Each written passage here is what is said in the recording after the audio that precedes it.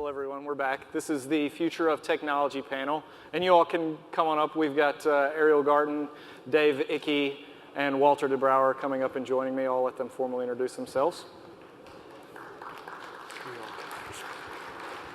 Grab a seat. I'm just going to need this later on. And also, we will be, as with the rest of the panels, we'll be doing a Q&A at the end. So you can tweet at #future, #EngadgetSF, and we'll be asking them questions a little bit later on.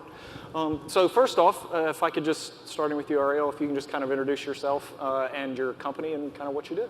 Sure, thanks, Michael. So my name is Ariel Garten. I'm from Interaxon, and we create brain sensing technology. So the thing I'm wearing on my head right now is Muse. It's a brain sensing headband. There's sensors on the forehead and behind the ears, and it's able to send your brain data wirelessly to your smartphone or tablet. I'll put this back on so you can see my brain for a second. There you go. That is me live and in real time. So we have this product coming out to market at the end of the year, and we create experiences and applications that help you both understand yourself and interact with technology using your mind. On to you. Hi, Dave Icky from MC10. We're based in Cambridge, Mass. And what we're trying to do is reshape conventional computer chip technology into something that moves seamlessly with the human body. So we're pursuing a number of different applications from sports and fitness, cosmetics, and then moving those same type of thin wearable devices into connected or digital health. We also partner with medical device companies to deploy microelectronics inside the body for a number of different healthcare applications. And Walter? Hello, I'm Walter de Brouwer. My company is Scanadu, and so we are based in Moffett Field at NASA Ames Research. We are making a personal medical device that scans vital signs and bodily fluids. And with this, we are competing in the X Prize tricorder, sponsored by Qualcomm. So just kind of hearing your brief description of what your companies are doing, it seems like all three of you are very much focused on kind of giving access to information that maybe people haven't had access to before, both about the body and maybe their surrounding environments as well. So can you just talk a little bit about, I guess I'll start with you, Ariel, like why is that important? Like why is that the future? Why do you see that being so important moving forward? So we, as humans, go through experiences all the time, and it's rare that we're given information that lets us reflect back on ourselves so that we can actually understand why we did things and potentially who we are. So with technology like brain sensing technology or any of the new digital sensor revolution items that we're seeing, you're given the opportunity to actually track what's going on so that you can reflect back, you can learn something about yourself, and either embrace the person that you are, or if you're not liking it, do something to improve and change it. Yeah, I think one important concept is that you can't change what you can't measure. And if you think about how we measure what's happening with our bodies, we might jump on a scale once a week. We might, if we're lucky, go to the doctor once a year for a physical. Sometimes it's longer than that. So our access to data is very episodic. They're like little points in time, which give us only a very small snapshot of what's happening. If you flip that around and say, I want to measure things continuously, that gives you a much more complete picture. You can set triggers for yourself that get you access to healthcare if and when you need it. But the barriers to wearables have been substantial. Probably in this audience, there are lots of early adopters that are willing to try new things out. Things have gotten smaller. Electronics have gotten smaller, faster, and cheaper through Moore's law. But they're still fundamentally mismatched with the human body because the human body is soft and curvy, and most electronics are rigid and boxy. So the idea is that if you can make sensing truly seamless, you can get a lot more people to adopt, right? In healthcare, the very young and the very old are some that need most, they need healthcare, and they're probably not going to be willing to wear a conventional wearable device. I think the, sorry, does it work? I think so. I think you can just So I think that we are continuously looking to structure ourselves and our society more by the tools we use. So with the personal computers, we tended to think ourselves as a personal computer, and so with the internet as an internet. And I think what is the 21st century tool today? It's data itself, and more we will think ourselves as just big collections of data, and we would like to measure that, because up to now we have not been able to, because there were no instruments. The only instrument, if something happens at home, is a thermometer and perhaps a scale or a spoon in the kitchen. So more and more these new devices become available. If you now go into the Apple store, you already have a big collection of these devices which you can try out. And I find it so amazing that in a short period of time, while we are thinking of, that companies like Google are actually making a global brain, that hundreds of companies like ours are actually together at warp speed making that global body, and with a lot of personalized information. And I think that's why we make these tools, because without a tool, the data is unstructured, and we are notoriously bad with unstructured data. We just put structure on it. So it makes more sense to make the tool so that the data is structured and we can measure it and improve it and probably change it in real time. So with these, you kind of three are in the business of gathering the data, it seems, with the devices that you're doing. I mean, what has been a bigger challenge, like finding a way to acquire the data, or what to do with that data once you've got it, like to make it useful to people moving forward in the future? I don't know which I would say is a bigger challenge. Both of them definitely are challenges.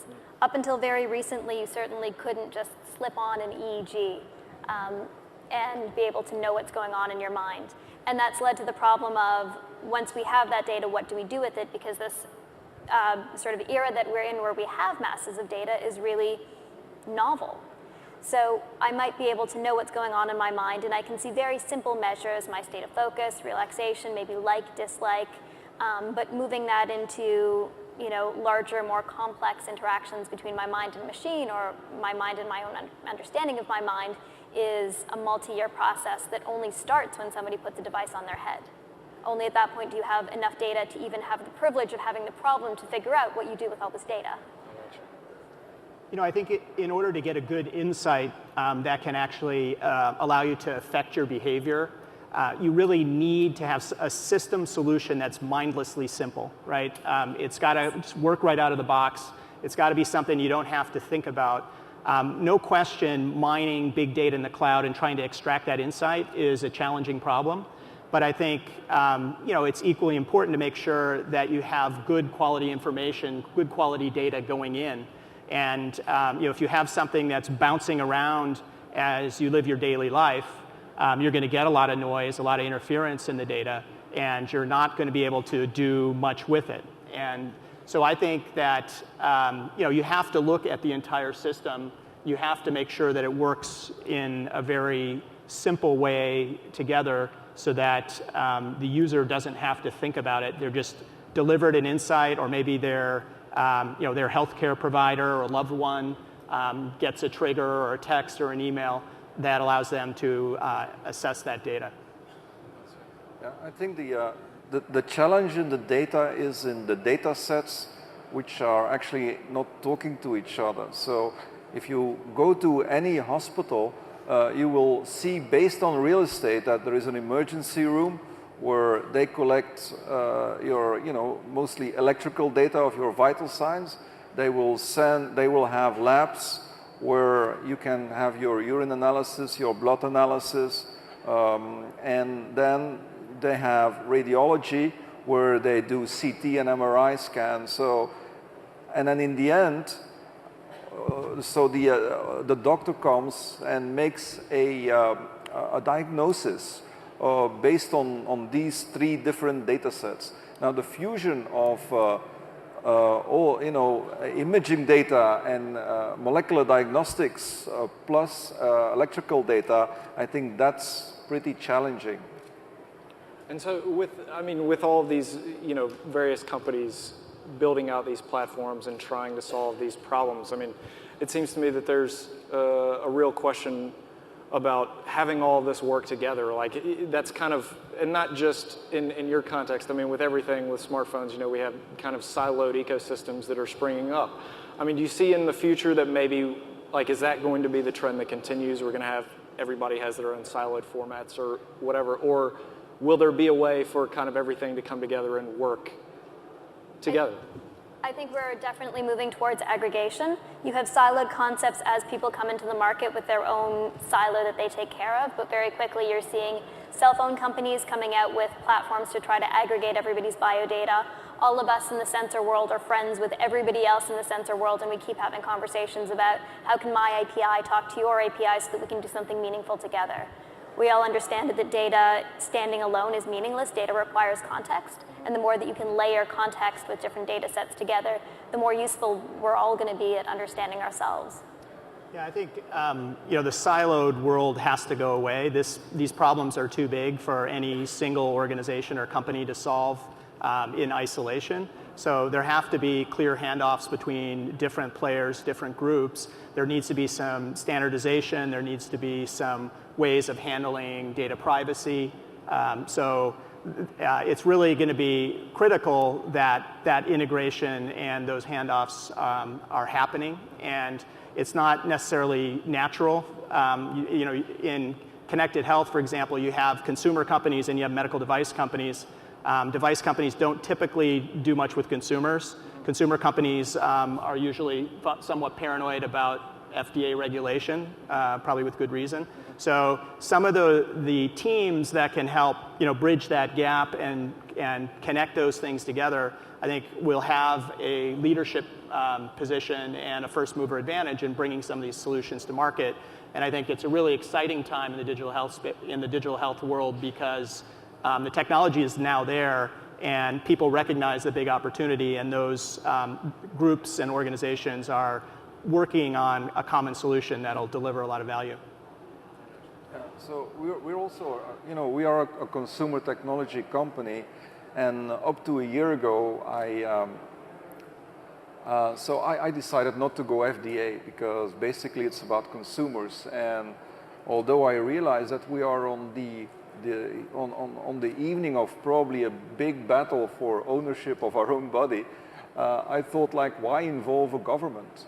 But then, on the other hand, and in September I changed my mind because somebody asked me when I said consumers need their medical instrument and they are entitled to. And so he said, well, don't you think they're also entitled to accurate data, which is tested by their governments and their peer reviewed by.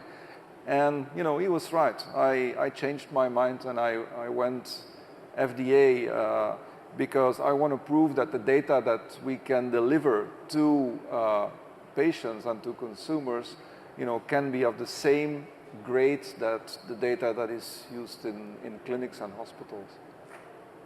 So generally speaking, I know it seems like it's a fairly small world, so to speak, with the people that are kind of in the health realm, but I'm kind of curious to see, maybe not everybody's friends in other industries and places where, technology is moving forward.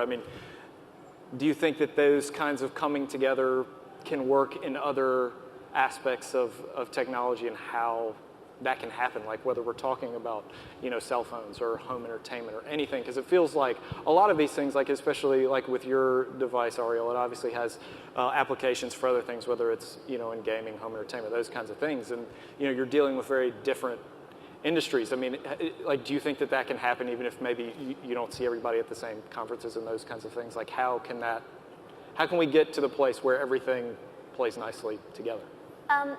So one of the cool things about making a technology and having a good idea, and I'm sure we all experience, is is that people come to you and they say, I have a gaming company, I'd like to use your technology. I have a car company, it may be called Honda, I would like to use your technology. I have a fill in the blank of any of the other probably 50 big companies we've all heard from in the last year.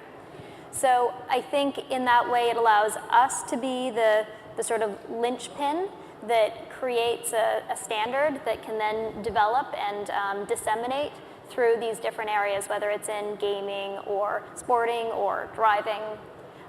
And so you end up having one person, the user, who has one critical set of data, be it their brains, their hearts, their flu state, that can be aggregated through the sensor folks and then shared effectively through the different verticals. Yeah, I think it's definitely much broader than healthcare, right? You hear Jeff Immelt from GE talking about the Internet of Things. Chambers at Cisco is doing the same thing. I mean, big, some of the biggest companies in the world are recognizing that not just people are going to be connected, and we're not going to just connect through our internet, computing screens, but all objects sort of everywhere will end up being connected. And I think that forces different players, people that are doing sensing, people that are doing computation, people that are delivering a result based on that, to come together in different ways. And that's clearly something that's already beginning to happen. And there has to be an urgent problem that people have focus on wanting to solve in order to bring people together with the right level of urgency. But we're seeing it happen in a number of different areas that are clearly beyond just body monitoring and computing. What we have found is that consumers are very, there's this business model out there that they would immediately go for, and that is passive collection as a service. So just imagine that 10 years from now, preventive medicine has disappeared because it's probably been completely embedded into the environment with all sorts of sensors. And your TV could watch you, your music could listen to you, and you could even take subscriptions to that data or that data stream. And so the combination of passive collection, where they don't have to do anything, but it is done for them, plus as a service where they could actually just subscribe. We tested that in 5 states in the United States, and it's what people want. We just, at this moment, cannot deliver it. I got you. So just to kind of shift gears here, I mean, it seems like, Walter, I know you're not quite in the wearables realm, even though that's kind of shifting. I mean, but it seems that, particularly with Google Glass is kind of the, I guess, the hot button product that everyone's talking about. I mean, are wearables kind of what you guys seeing being the future of the way we interact with technology, generally speaking? Like, is the cell phone going to be kind of a transient, period of time where eventually, whether we're using, eye movements or brain waves, those kinds of things, I mean, is that how you see us interacting with things, or will touchscreens and those kinds of, physical interactions going to be always part of the deal? I'm guessing we kind of come from the same school of thought, which is that even wearable is probably too big and bulky, and we probably are moving towards a space where technology is as invisible as possible. Technology should only be there to support our human interactions, and the reason it becomes wearable and cell phone screens move up next to your eyes rather than in your pockets is so that we can interact with technology really naturally, so it gets out of the way so that we can be humans. So for me, the curve from wearable to invisible is something that I hope moves really quickly, which you're doing a great job at supporting. Well, yeah, I mean, we are trying to make sensing really passive and virtually invisible to the user. And a smart sensing sticker that's 30 microns thick, like the biostamp, is a means of really trying to make that happen. I think the wearable does not replace the smartphone necessarily, right? The human-computer interaction is going to change, and we saw examples of that, in the Connect talk, just a few minutes ago. But there's still a place for a communicating hub that can take and upload data. If you look at getting high quality data into that system, that's where invisible wearables can have a lot of value and a lot of benefit. And it is interesting that wearables have been in development now for, big clunky wearables have been around for a long time. Things have gotten better and better and have become more consumerized really in the last several years. And and finally, even we were talking about the VCs on Sand Hill Road are now waking up to it because of Google Glass and because of Apple and their wrist-mounted system that they're rumored to be working on. Yeah. So that's probably a sign that that the bubble is here if that's the case. Yeah, I think so I really like and love the technology like MC10 is doing, because basically we are living in microprocessors. Our houses are microprocessors, our cars are microprocessors. It's only a matter of time before these microprocessors will live in us, and we're very willing to do this. We are willing to be the host to the parasite, and I think my medical records should be in my body. That's where they belong. So it's funny that you talk about it in terms of the host of the parasite. Obviously for some people, like you were saying, we're kind of amongst a crowd where people are very comfortable with new technologies, bleeding edge, but there's obviously lots of people who this might kind of freak out, both in terms of wearing things or maybe having implantables, kind of the invisibility where that's headed, but also just in the amount of very, very personal data that's being acquired. So, how do you respond to those kinds of concerns that people have, when they're talking about both dealing with the device and the data that it's pulling from their bodies? So for us, it's about making things that are really close to existing natural human behaviors and making things that are not at all scary. We're here to enhance and enable the things that you want to do and not go to scary places. I'd never talk about implantable devices. That's way down the road. If anybody ever feels like getting there, and it's down there. In terms of your own data, you always own your own data in every system that we build and every system that we advocate. So you may, some people are kind of afraid of knowing what's going on in their mind, which is perhaps something I can encourage you to get over, because self-understanding is really helpful. But once you get over that small hurdle of being willing to look at the self, it's a bunch of data that sits in your computer and that you own and that you have access to. I think the benefit has to outweigh the risk, right? I remember 15 years ago, people were talking about Amazon and would people really shop online, and over time things change. You do have to protect and encrypt things to make sure data is protected, but if there's value in being able to do something more quickly or more cost effectively or with higher efficacy, it's going to happen. And I think having biometric information or environmental information that's coming in a distributed way on all of us is has such an advantage in terms of allowing us to proactively manage our behavior and manage our health, that it will end up being ubiquitous.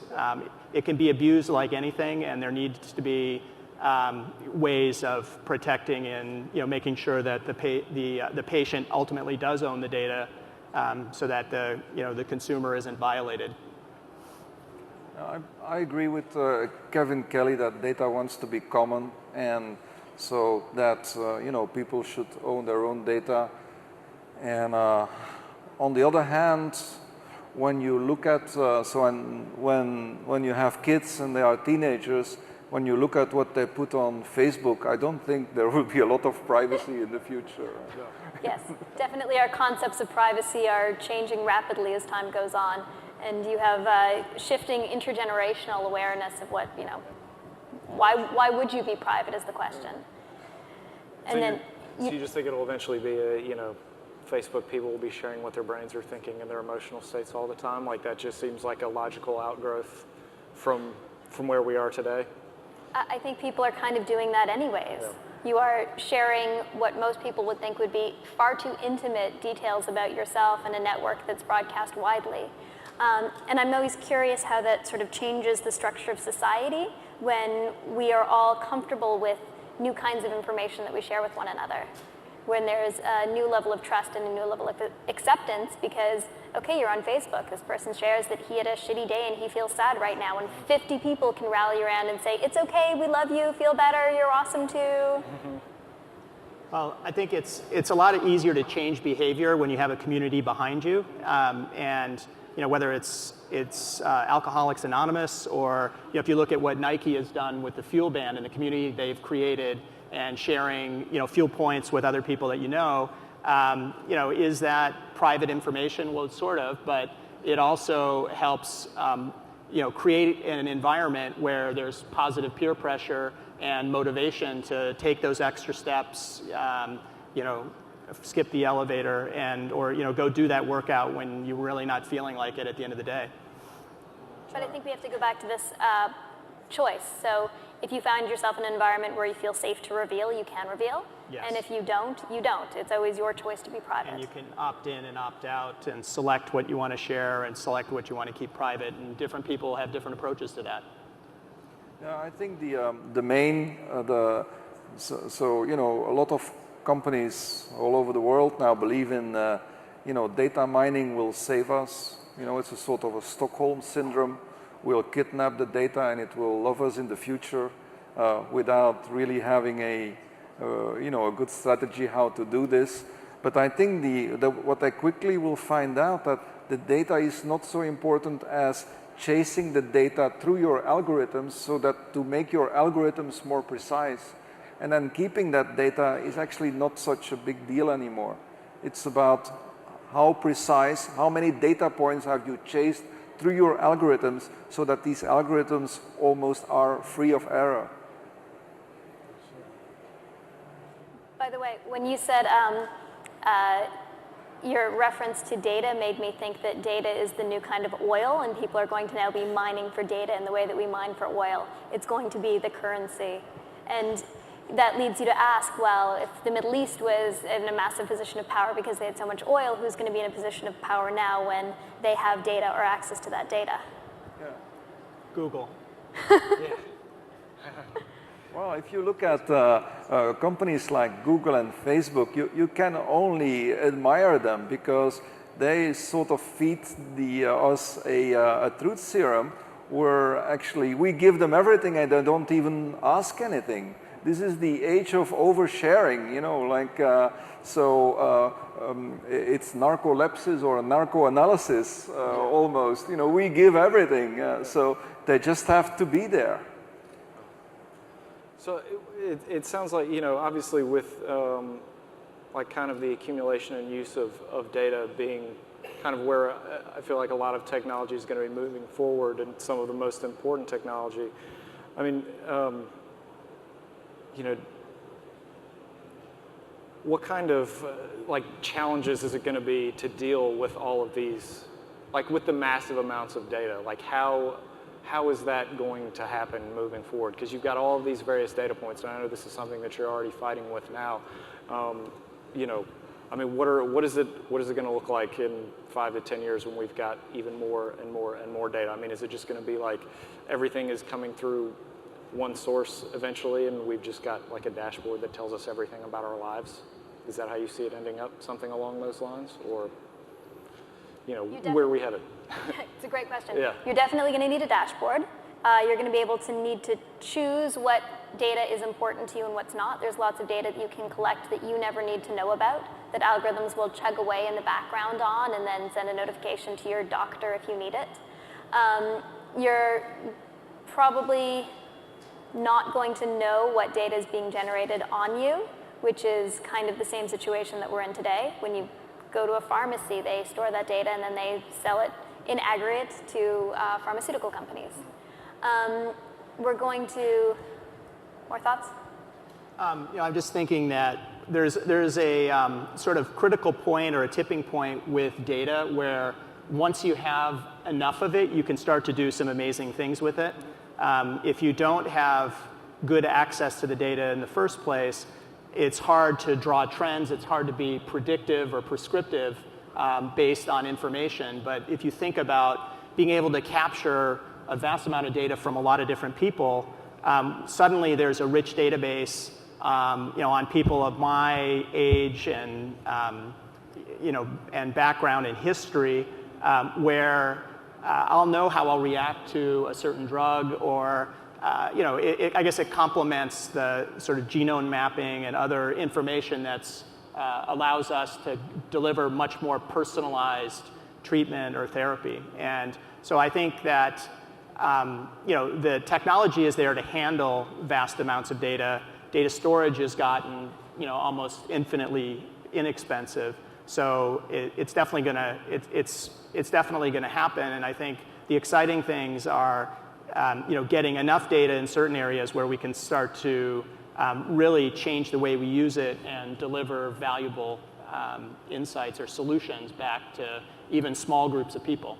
Yeah. I think so in all sorts of data strategies and information strategies, it's always about the territory and the map.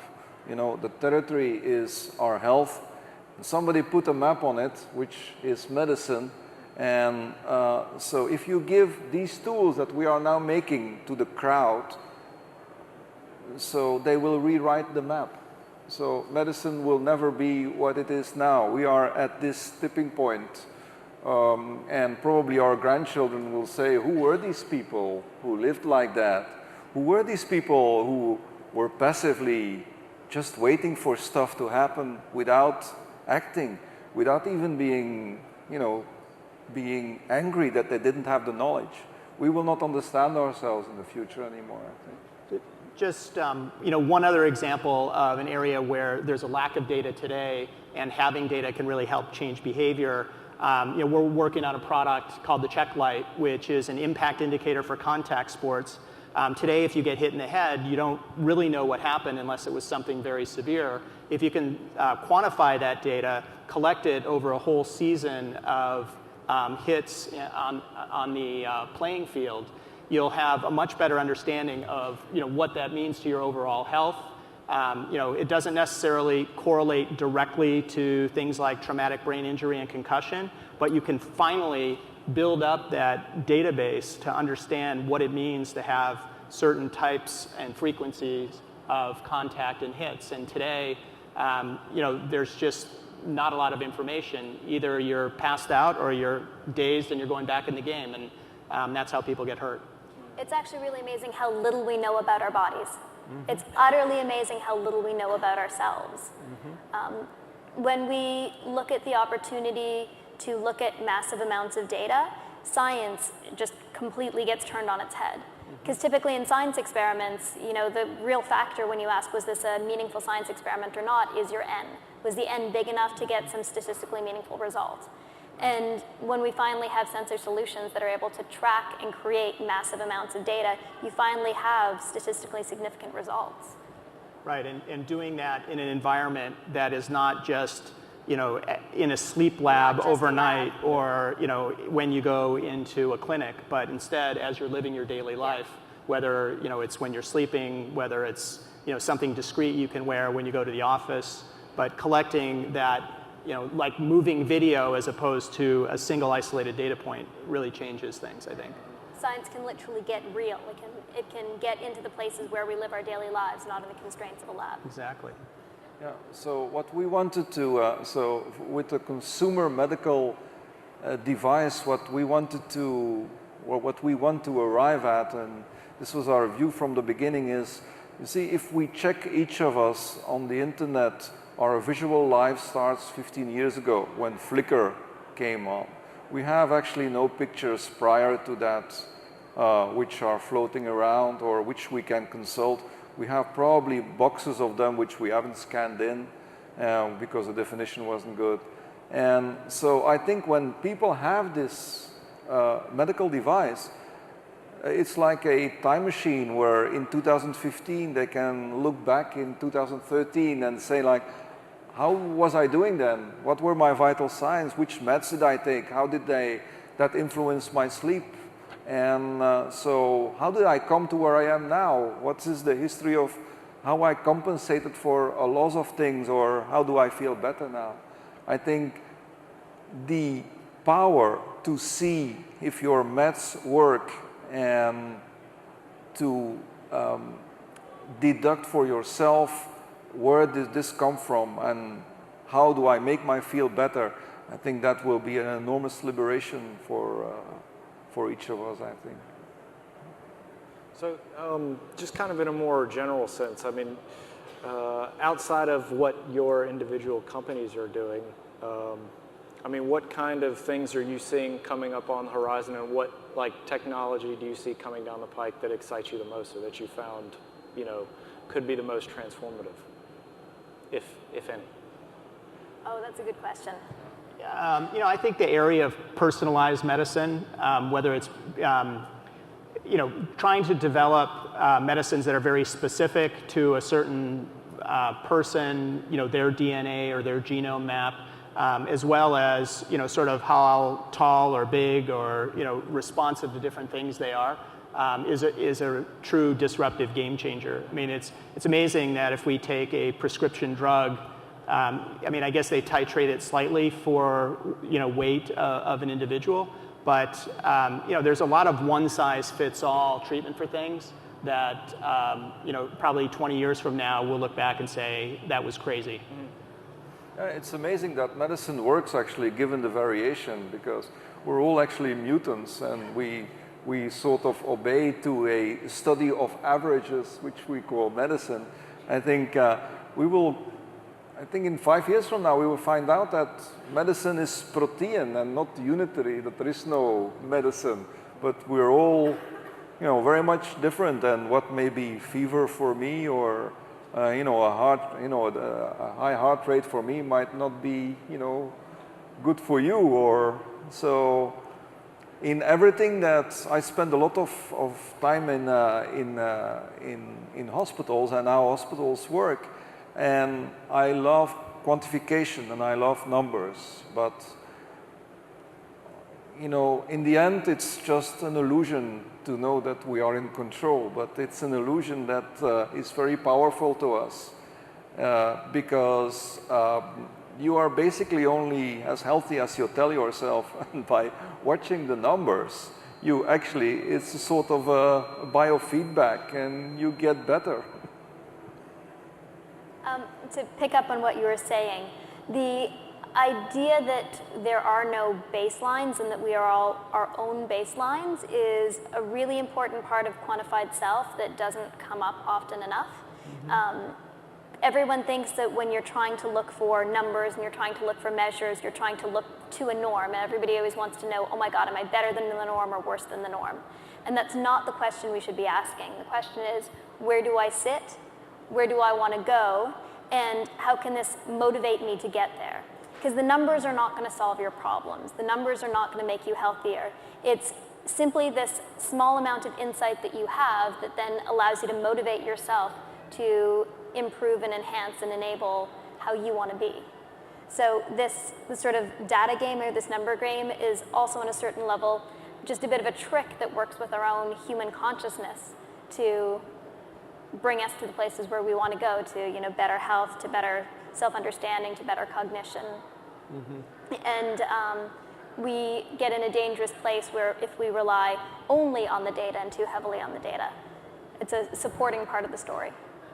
Yeah, I mean, I think, and at the end of the day, you need a holistic approach, and looking, dwelling too much on one area or one number or one metric is always, it's not a great idea. And if you have a balanced view, I think the point is that if there are sort of key performance indicators on your health or wellness that you can isolate and track, and they might be different for me than they are for you guys, but yeah, if you can zero in on those, at least you have some things other than your general sense of well-being.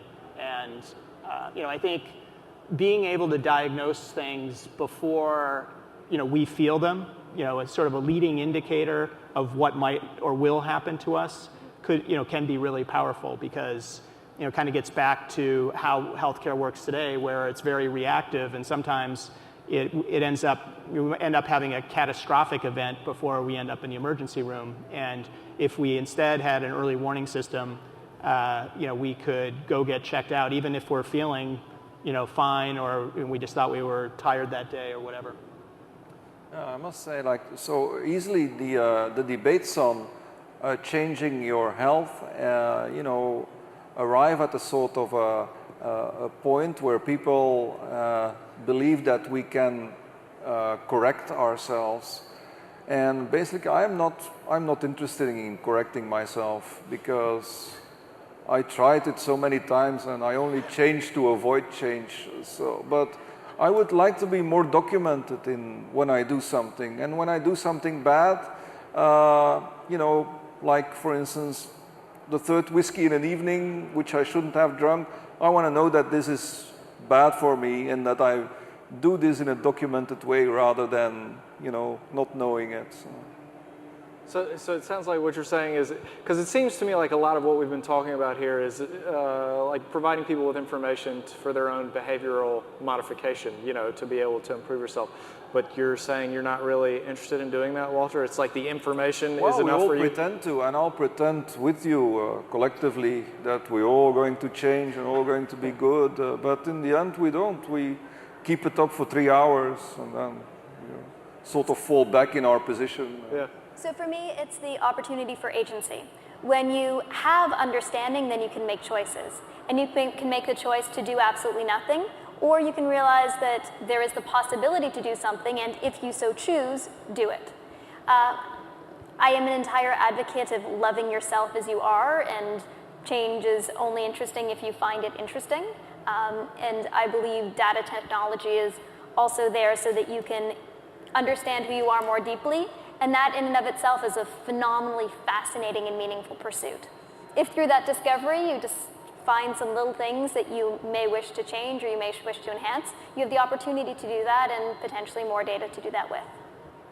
Yeah, I think so what needs to change and what I hope will change is how we ourselves as patients and consumers come to doctors, because just to also take the side of the doctors, just imagine that you have to see like 30 people and everyone comes in and he doesn't know anything about his health and he doesn't know anything what I'm talking about, and it's frustrating because whatever I give him, he will do it all over again.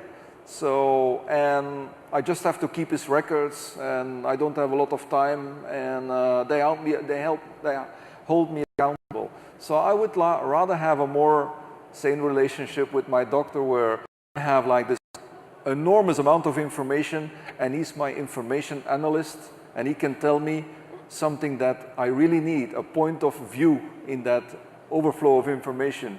And then I can have a adult conversation with him where I understand the parameters of health and where he knows that I understand. And I think that would be, if there is one way out of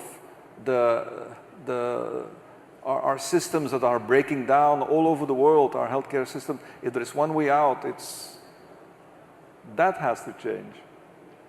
Yeah, I think just one other point is that there will be a situation where we're incentivized to try and change our behavior, right? There are people that may be a very high cost to the system that may not be the least bit interested in change, but in order to qualify for a certain rate from a provider or from a payer, we may decide to collect information and use that to have somebody else give us a call and help us out with our health. So there are a lot of, I guess, personal decisions to make about how to do it, but I think financial incentives can help reinforce that, or will need to help reinforce that behavior.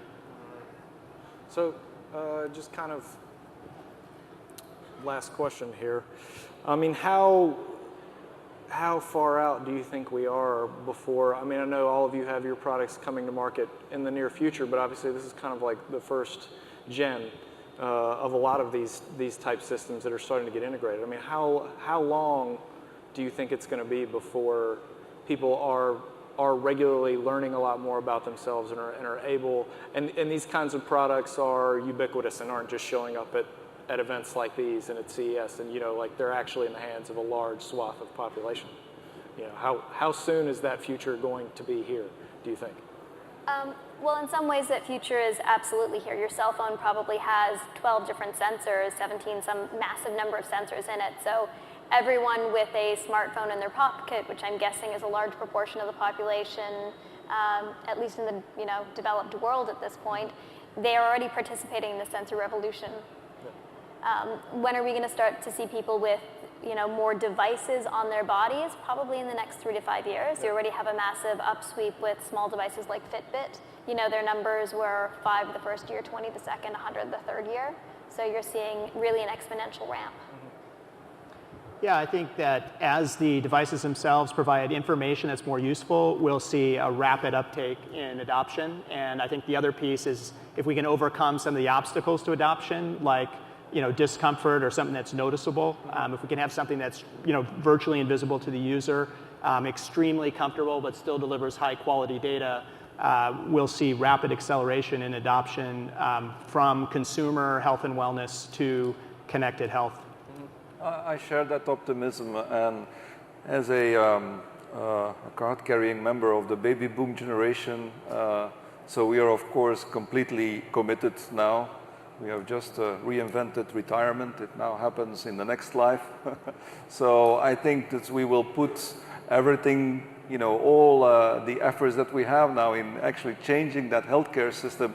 And I feel that that robotic moment, as Turco calls it, is coming. People not only believe more in machines and are ready to accept more help from machines, but there is also something else. They are more interested in their healthcare.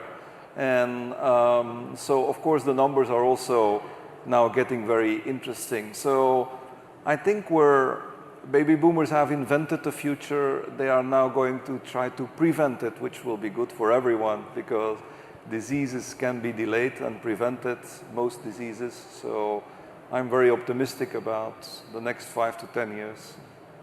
So generally speaking, the future is just about here then? Is that what we're going with? Yeah? Yeah.